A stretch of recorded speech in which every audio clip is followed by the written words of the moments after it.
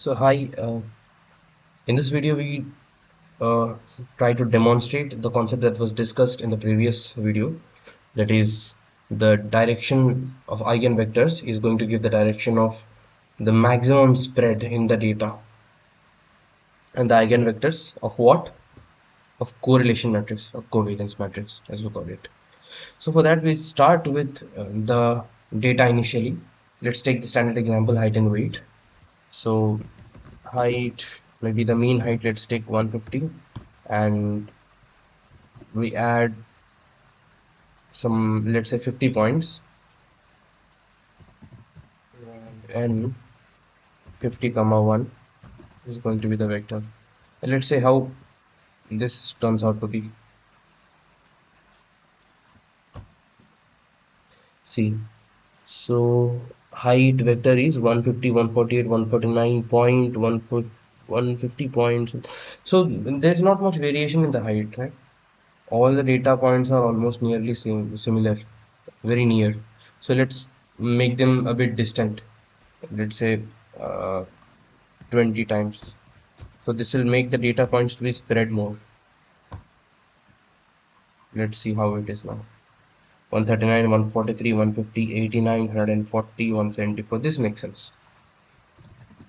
So similarly, we put the weight to weight. Let's say 50 kgs is average, plus let's say 10 times randn of 50 comma 1. Let's say how the weights are distributed: 25, 54, 36. Okay. So given this, we now can proceed. We will accumulate these two columns in a single matrix called data. Let's say data is just the accumulation of height and weight. So this is our data matrix. This is the data matrix. Okay, now let's visualize this, how it is. For that, let's plot this data. So plotting the scatter data, scatter of, we have two things, right? X-axis by height and y-axis by weight. Right, let's plot this.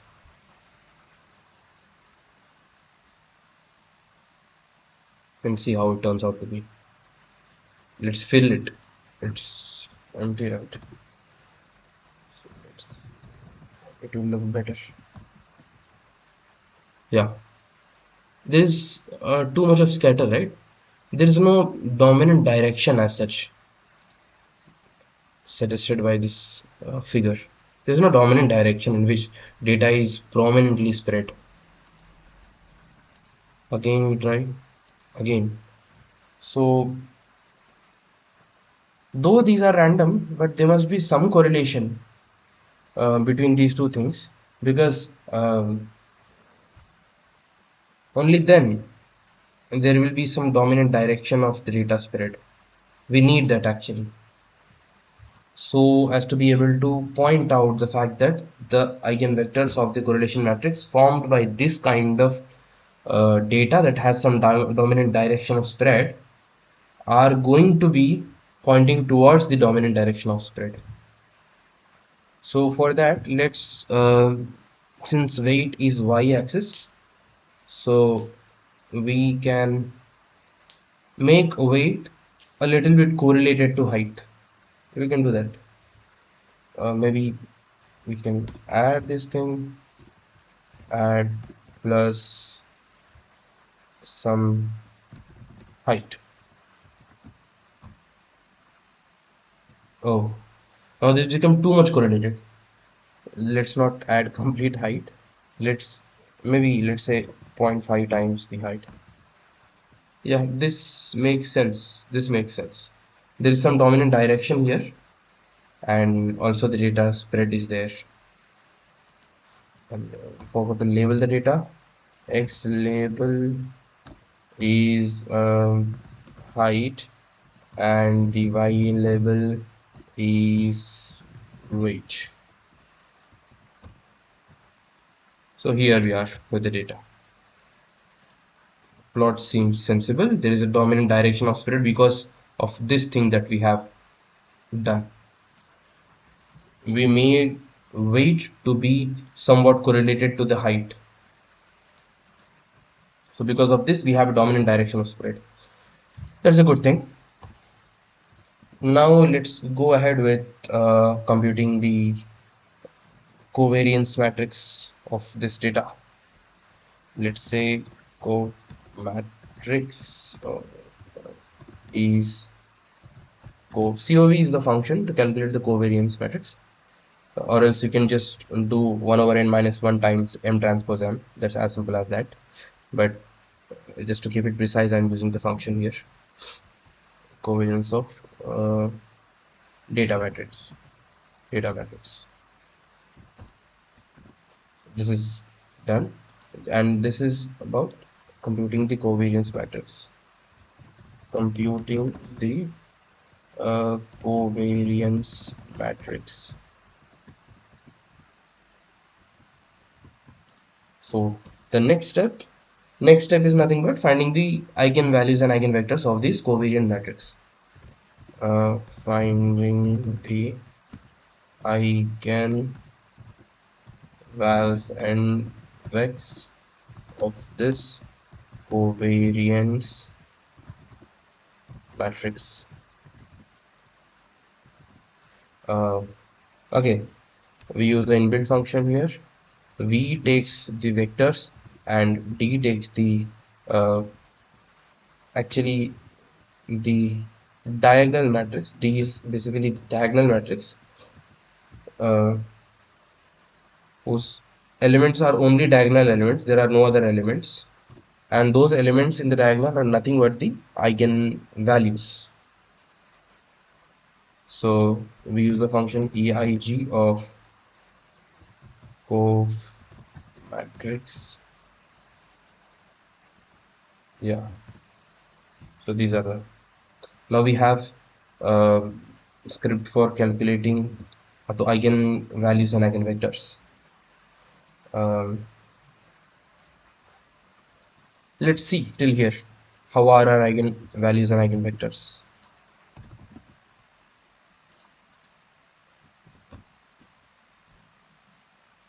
covMatrix in line 14 क्या दिया था? Oh, can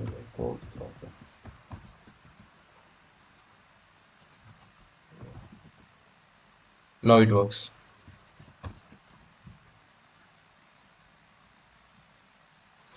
Now let's see the eigenvectors. There must be two eigenvectors. The first column is the first eigenvector and the second column is the second eigenvector. And let's see the eigenvalues, the diagonal matrix comprising of eigenvalues. The 1 element of this matrix is the eigenvalue corresponding to the first eigenvector, that is the first column of V matrix, and the second diagonal element, that is D22, is the eigenvalue corresponding to the second eigenvector, that is the second column of the V matrix. So till here it is fine. Now we can go ahead. The thing is, we have to plot the eigenvectors and show that they are aligned along the direction of maximum spread. As simple as that. Now we go on to plot this because we want to plot the vectors also on this very data. So let's put the hold on function, hold on, such that we'll plot on the same figure.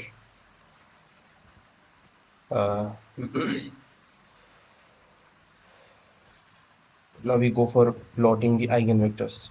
Plotting the eigenvectors.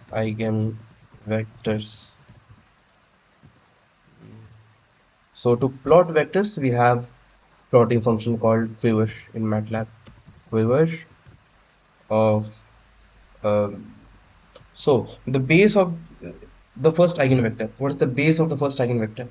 Base of the first eigenvector is uh,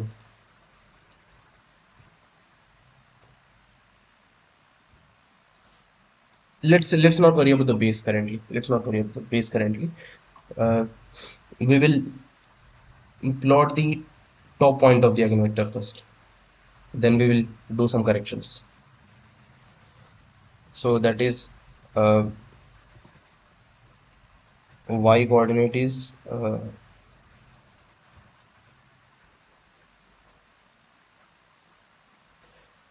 v of first vector, first element, that is the first row, first column, that's it.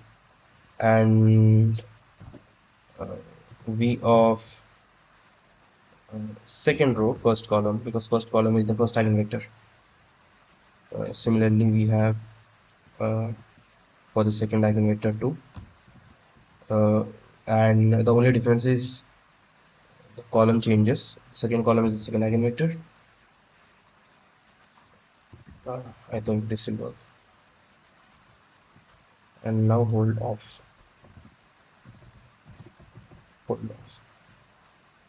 Let's plot it. You can't see the eigenvectors, right? They are centered at the origin, I think. They are very small.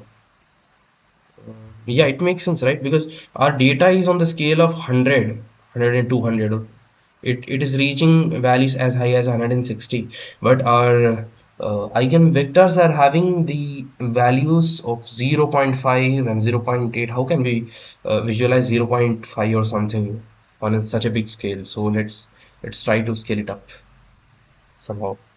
Mm, let's try to scale it up. How we can do that? Let's let's do something. Okay, let's take something called val. Val is, we'll use the maximum element in the eigenvalue. Let's say the maximum eigenvalue, max of max d, maximum max column. Okay, now we'll use this to blow up the eigenvector. Multiply this into val, and again we multiply this into with val. Again here we multiply this with val, and this times val.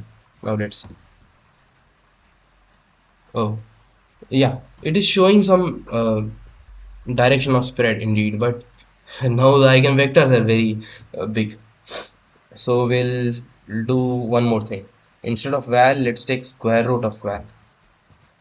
Square root of val. That will make it reasonably big, but not too big. Let's do that. Square root of val, square root of val, square root of val, and square root of val again. Let's do this. Yeah, it makes sense, but the eigenvectors are centered somewhere else. So let's center this origin of the eigenvectors at the mean of the data point, so that vectors lie in the data. Um, so for that we take the mean of the data first. Let's call it mu matrix. Mu is mean of data, so it will take the mean of each column, and mu should have two columns, and each element in each column, it should be a row vector. So if we check mu, yeah, it should be a row vector, and 150 is the mean of height, and 126 is the mean of weight. So we'll center our vector at this. Now we establish the origin also. First vector's origin is mu of x is 1, mu of x comma mu of y mu of, that is 2. Same should be the origin for the second also, so that their origins coincide, their tails coincide. Now let's see. Now this makes sense. Now this makes sense. See, the vectors are pointing along the direction of spread, but yes, if we notice, there are two vectors. Of course, there are spreads in the direction of those vectors, but along the highest direction or highest spread, there is some size of the vector, but along the lower spread direction, the vector has the same size. So let's try to normalize those vectors using the eigenvalues. Then we'll get some insight directly looking at the eigenvectors itself. So what we do is, one thing we can do, we will multiply with the eigenvalue. We will multiply with the eigenvalue divided by the max eigenvalue.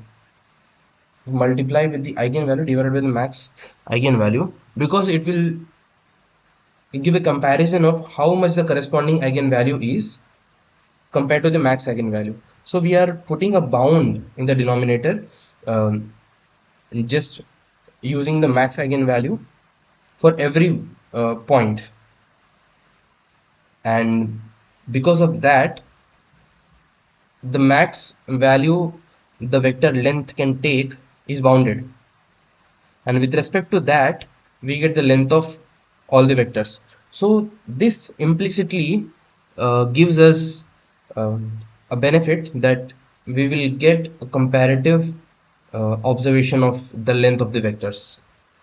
So let's say we multiply this with eigenvalue corresponding to this, d of 1 1 d of 1 comma 1 divided by max is the value, right? We do the same for the second case too,